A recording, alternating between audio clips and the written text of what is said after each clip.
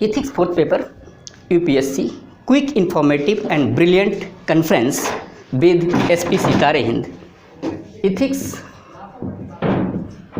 fourth paper, quick, informative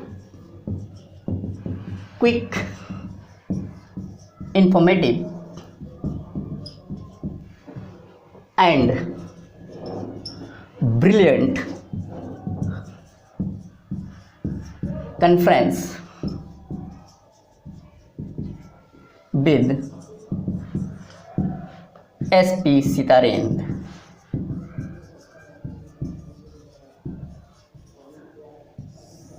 SP Sitare Hind. Good evening all of you.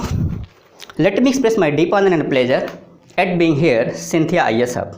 We provide a wide range of support and direction to student. You can give your best in UPSC exam on ethics fourth paper. This is your opportunity to demonstrate your commitment and ability to perform well in UPSC exam. Let me start ethics. Now the topic is that what is ethics? What is ethics? Ethics are the system of moral principles and branch of philosophy which define what is good for individual and society. The term is derived from the Greek word ethos.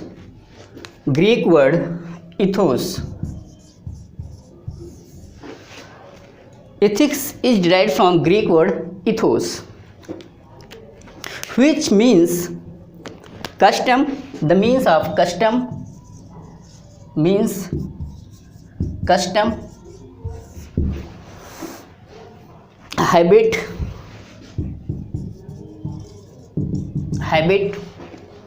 character or dispositions, character or disposition,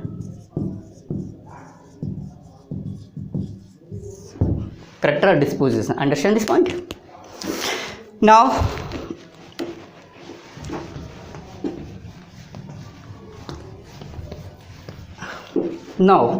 ethics cover the following dilemmas. Ethics cover the following dilemmas. DILEMMAS. Following dilemmas. How to live a good life. Point 1. How to live a good life. Second, our right and responsibility. Third, the language of right and wrong. Our concept of ethics have been derived from religion, philosophy and culture. They infuse debate on topics like abortion, human rights, professional conduct. Approach of ethics. Approach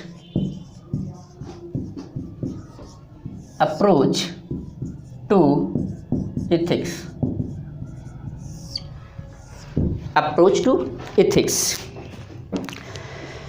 How many type of ethics? Point 1. Meta ethics.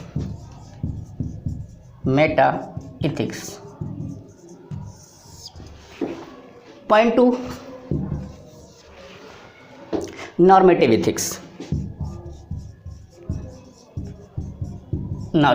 ethics. Point 3. Applied ethics.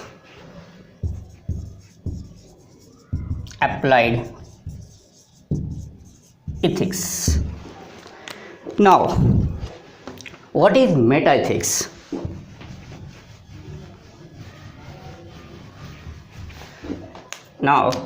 What is meta ethics?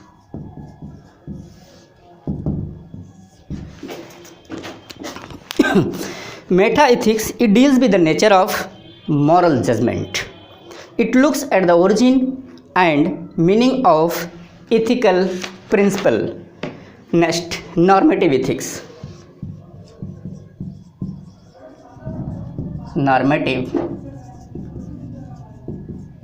ethics. Now understand this point. Normative ethics.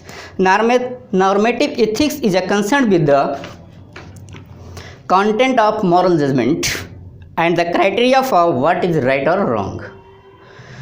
Third, applied ethics. Applied ethics. Now, applied ethics, what is applied ethics, Ms. Lisha?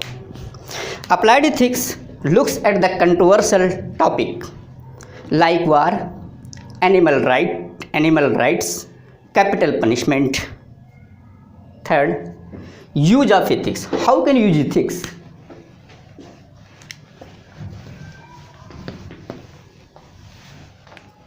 Use of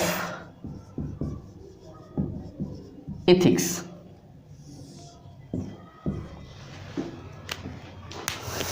Point 1.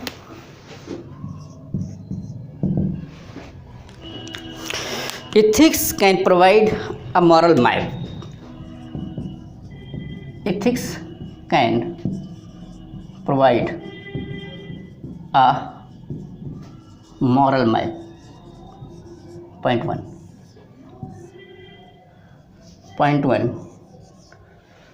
Point number 2. Ethics can pinpoint a disagreement. Ethics can pinpoint disagreement.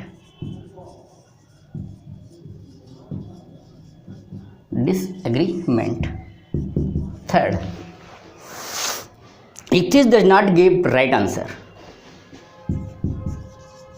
Ethics does not give a right answer.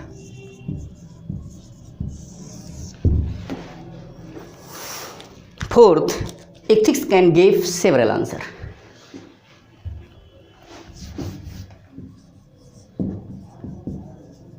Ethics can give several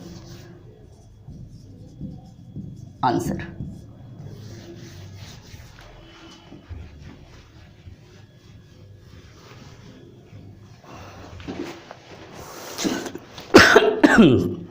For ethicalism, for ETHICALISM.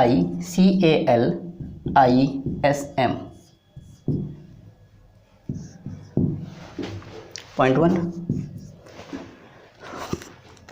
When a person says murder is bad, murder is bad. When a person says murder is bad, what are they doing? That is the sort of question that only a philosophy would ask, but it is usually a very useful way of getting clear idea of what going on when people talk about moral issues. The different is regard the person uttering the statement as doing different things. Next, we can show some of the different things I might be doing when I say murder is bad, by rewriting that statement to show what I really mean. Understand this point? Suppose that I might be making a statement about the ethical fact it is wrong to murder. Suppose that it is wrong to murder. It is wrong to murder.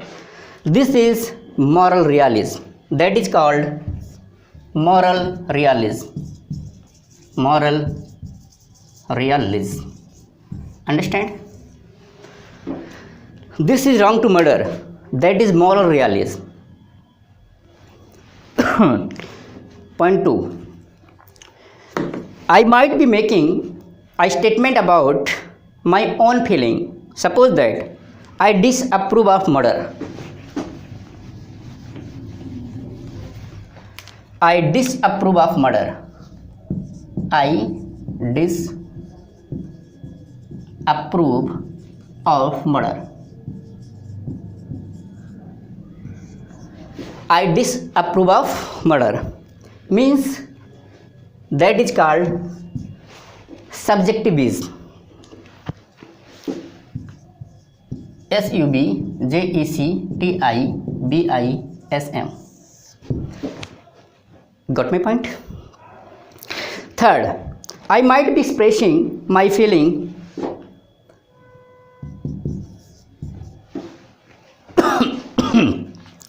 down with murder. Suppose that down with murder. Down with murder means emotivism. That is called emotivism. EMOTIBISM.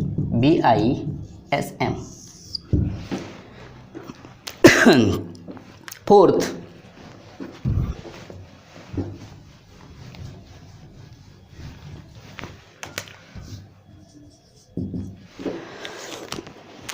I might be giving an instruction or provision. Fourth, don't murder people. Don't murder people. Don't murder people. This is prescriptivism. PRESCRIPTIVISM.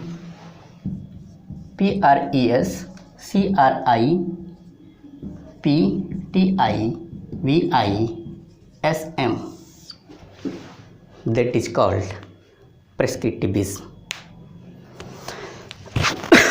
Next, now if you want to understand this reality, it is very important to understand what is moral realism, what is subjectivism, what is emotivism, what is prescriptivism.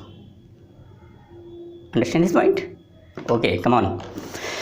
Now, first of all, I am telling to you that what is moral realism. Write down step by steps. Moral realism is based on the idea that there are real objectives, moral fact, are truth in the universe. Moral statement provide factual information about those truth. Got my point? Got my point? Okay. Next, subjectivism. SUBJECTIVISM. Now, understand this point.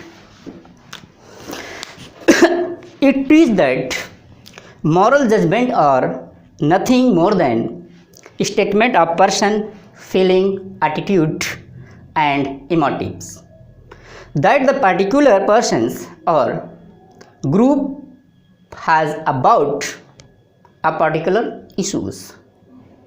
Next, emotivism.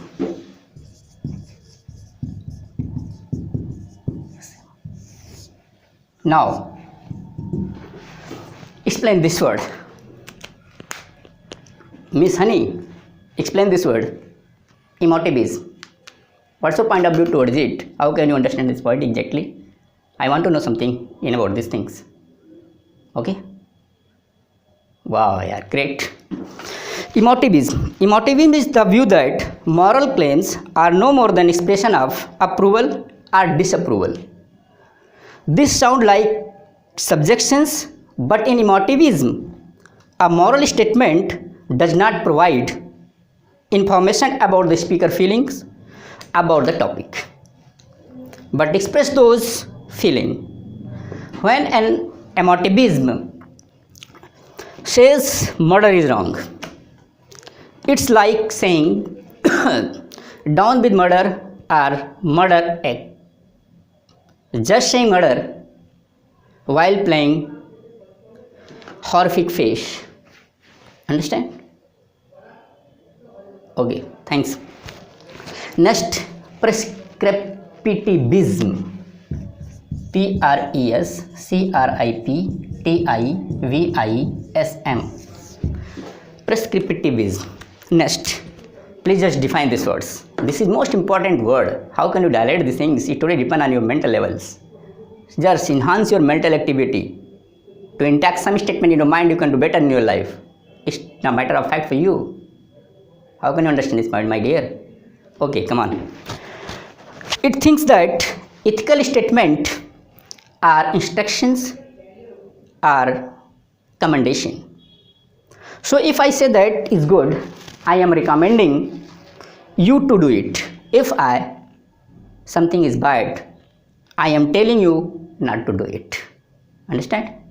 Next, there is almost always a prescriptive element in real world ethical statement. Any ethical statement can be reworked into a statement within ought. Understand? Next,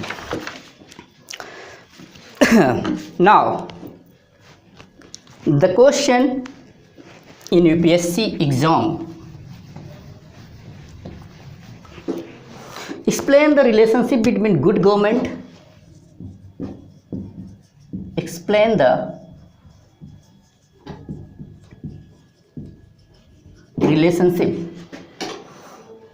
between good governance,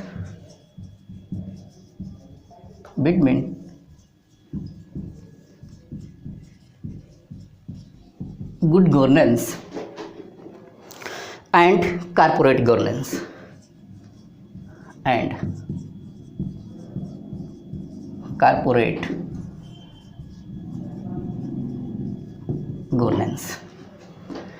Okay, this is the questions. Understand? Next, now it is very essential to understand how can you explain the questions. So it is very essential to need the approach. Yeah, I am telling you approach. How can you understand it?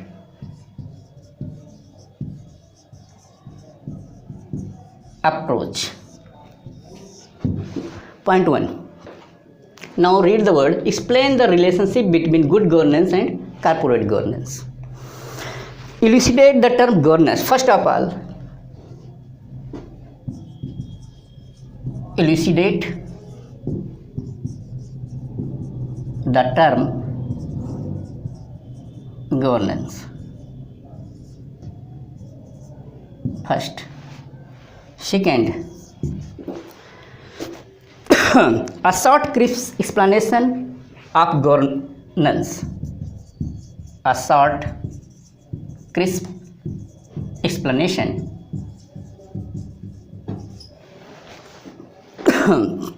of governance. Third, of governance and good governance.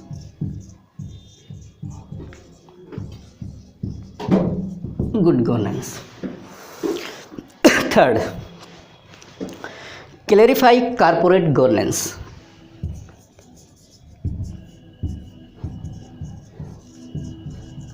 Corporate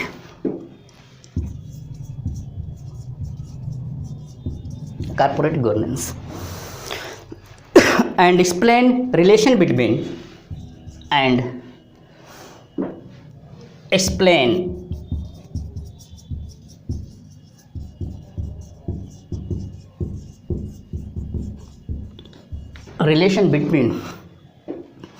good governance and corporate governance.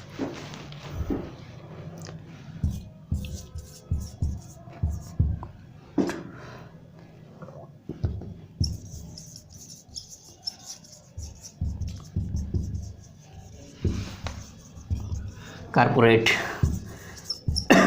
governance. Understand all of you? Next, conclusion. CONCLUSION. Conclusion. Next,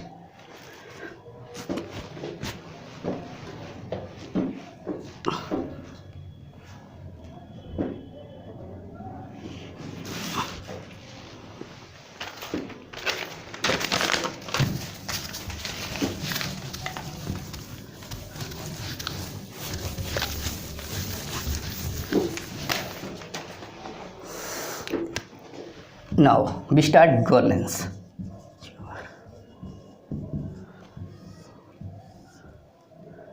Define it.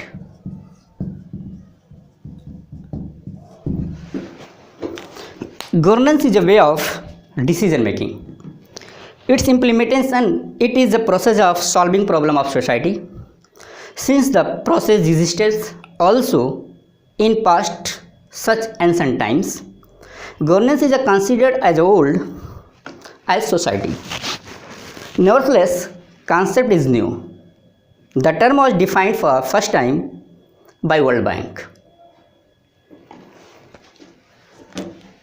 First time by World Bank.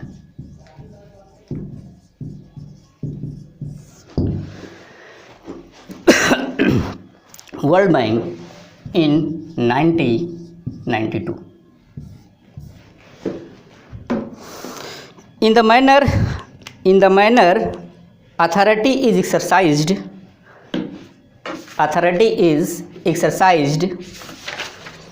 in the management of socio-economic resource of development.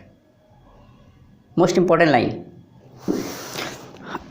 Till 1980s,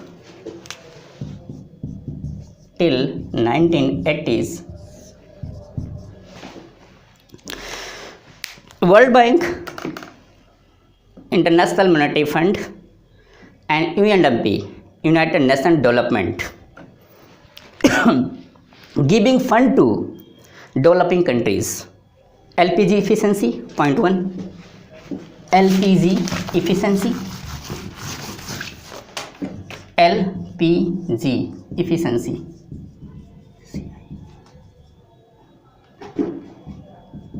LPG efficiency. Point 2. Poor governance.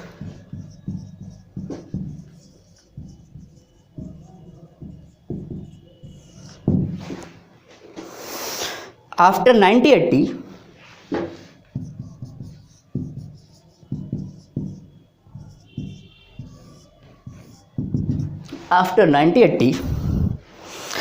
governance era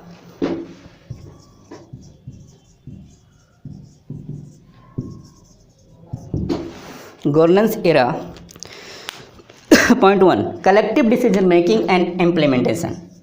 Collective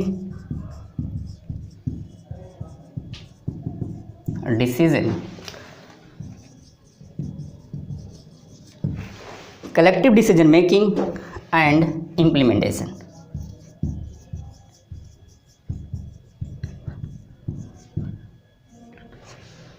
Point number 2. Collective base to solve problem of society. Collective base to solve the problem of society. Basic relation behind such change is that people oriented governance by involving people, pro-people and proactive government, citizen friendly administration. These things became possible only when the process of decision making implementations is based on some values.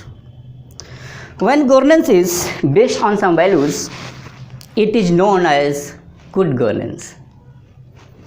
Governance is a process or phenomenon which aims to improve quality of decision making.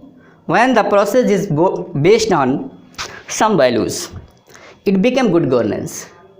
Understand this point? Concept of good governance is based on best and values like market orientation, privatization. According to RPM, good governance is known as art as good governance. According to your poem ART,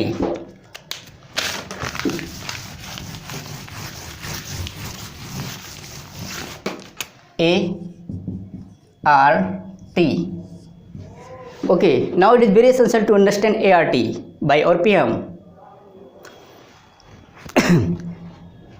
Mr. Narendra Modi. Okay, A for accountability, ACCOUNTABILITY. A for accountability. Second, R for responsibility,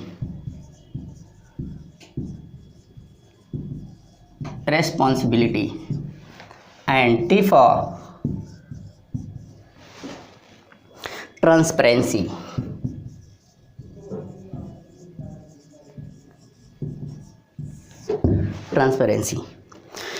Next, good governance in general. Governance and good governance are used interchangeably as both as qualitative term and both emerge in same context, that is pro people and proactive government. Pro people and proactive government.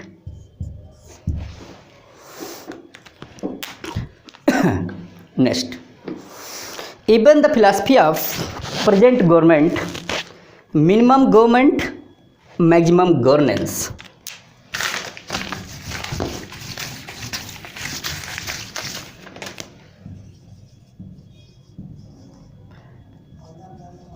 Minimum government, maximum governance.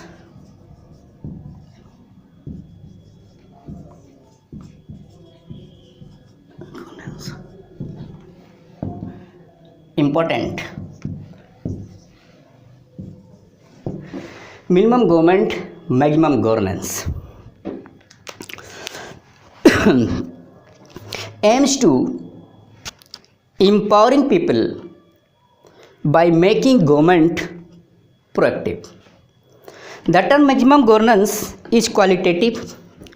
It is about an empowerment of people so that they can govern the self, such as Zamtrinity,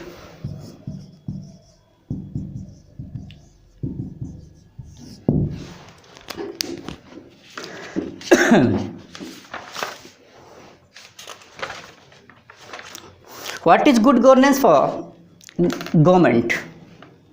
Corporate governance is for business sector.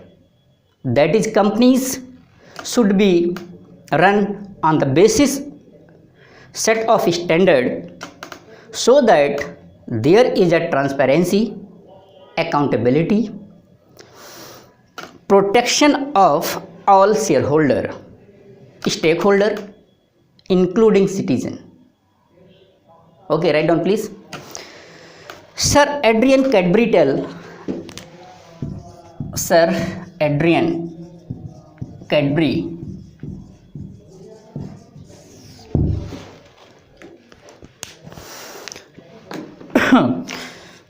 Sir Adrian Cadbury, who is known as father of corporate governance. Father of corporate governance. Father of corporate governance. Who is the father of corporate governance? Sir Adrian Cadbury.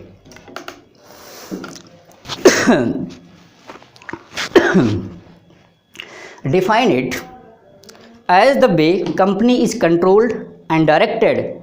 Implication of this meaning is that the manner of controlling and directing should be based on set of standard.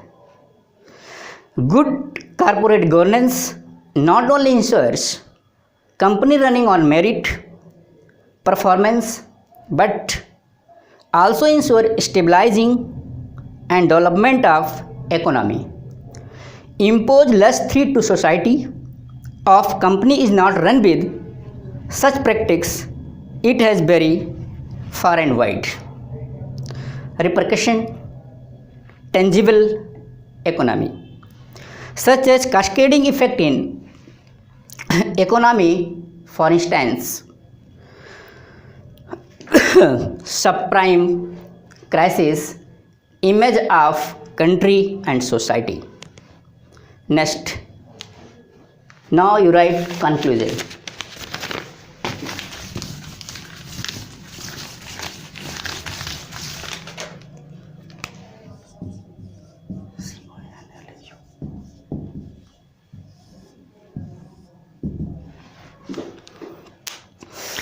Governance is a common to both good governance and corporate governance.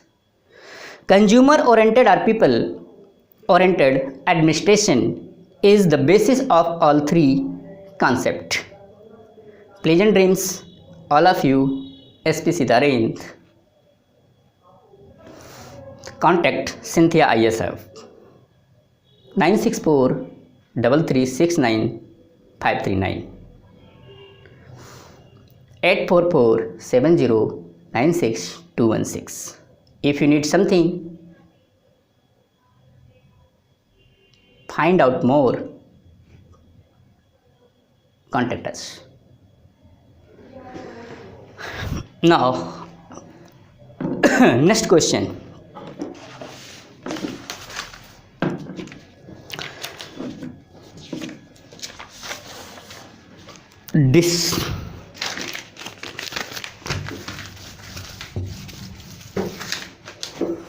Discuss how total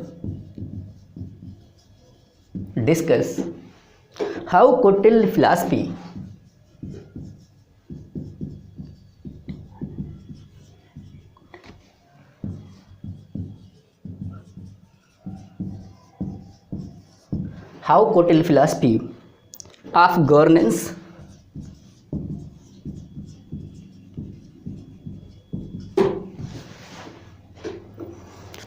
is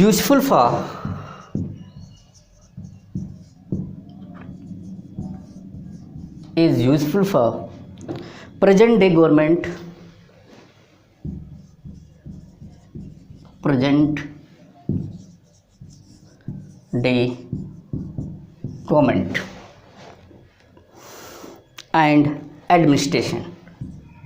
and administration.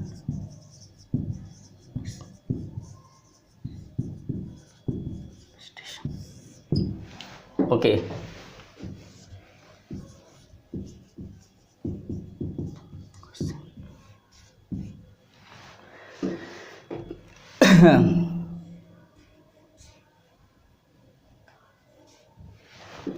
Discuss how total philosophy of governance is useful for present day government and administration.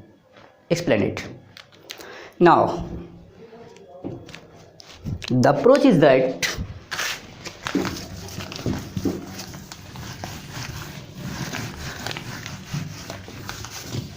so my best friend, it is very essential to understand approach. Then you write answer in amazing way and you get a good marks. So it is very essential to first of all to understand the questions, then to decide how to write it properly.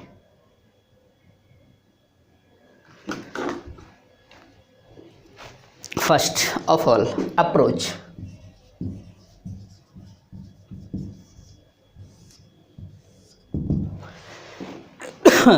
Basic philosophy of Kotil.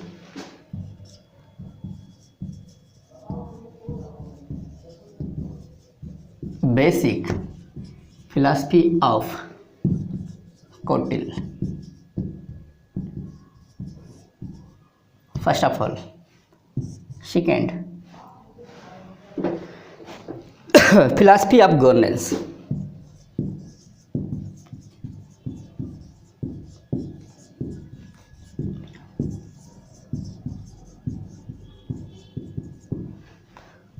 Third, philosophy of governance and characteristic given by him, and characteristic given by him, characteristic given by him.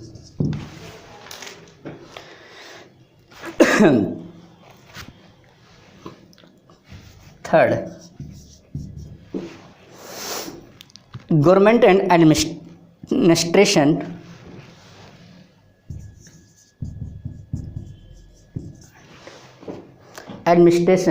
present day.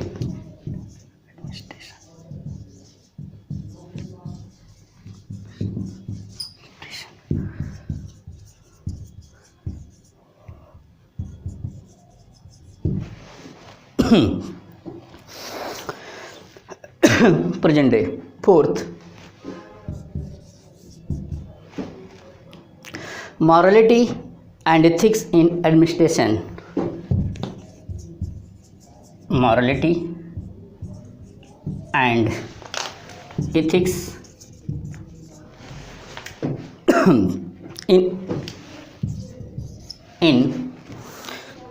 administration.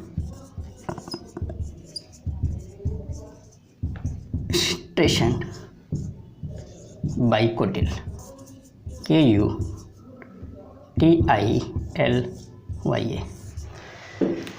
So, ये 4 segment most important factor to write the answer. If you tell me something, it will be better for you, all of you. Why not? Come on. First of all, please pay attention. Basic philosophy of Kutil. Second, philosophy of governance and characteristic given by him. Him means Kutil. Third, government and administration present day. Fourth, morality and ethics in administration by Kutil. Next, answer is that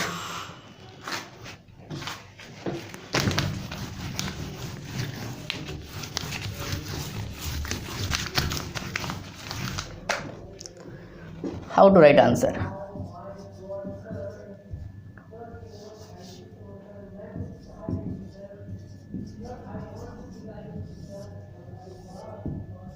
Answer.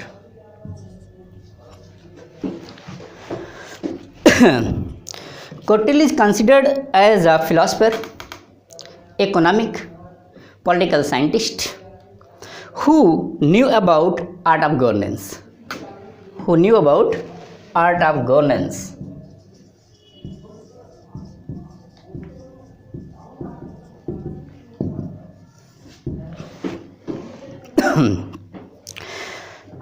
He is considered among most charismatic leader in India in the field of governance.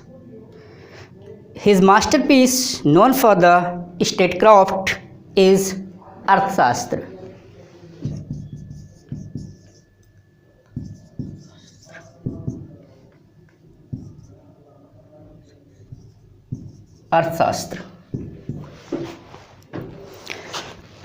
Which is not synonymous with economy. Full stop. It means science of governance, which include science of politics, economic, law and administrations. Although the concept of governance has contemporary origin, but it is old as Indian philosophy. Kutil administrations has also characterized of good governance. Okay, some chart, it is very essential to understand, like Kutil philosophy of governance.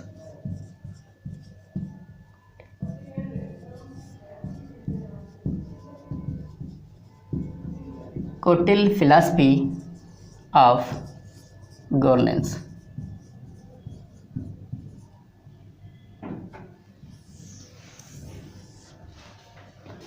Total philosophy of governance. Duty of king.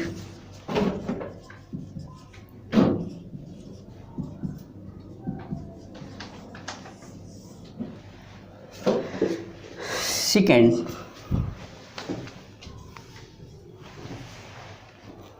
quality of administration.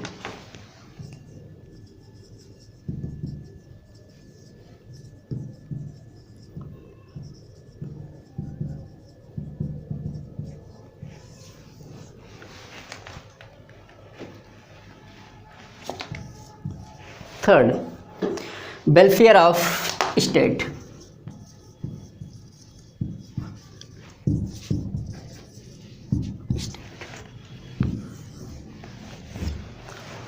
Fourth, democratic government.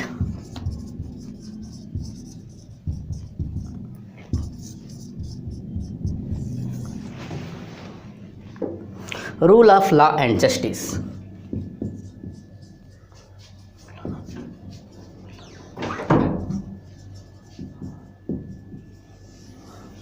Rule of law and justice. Useful for present day government and administration. Okay, thanks. Now, thanks all of you. Pleasant dreams.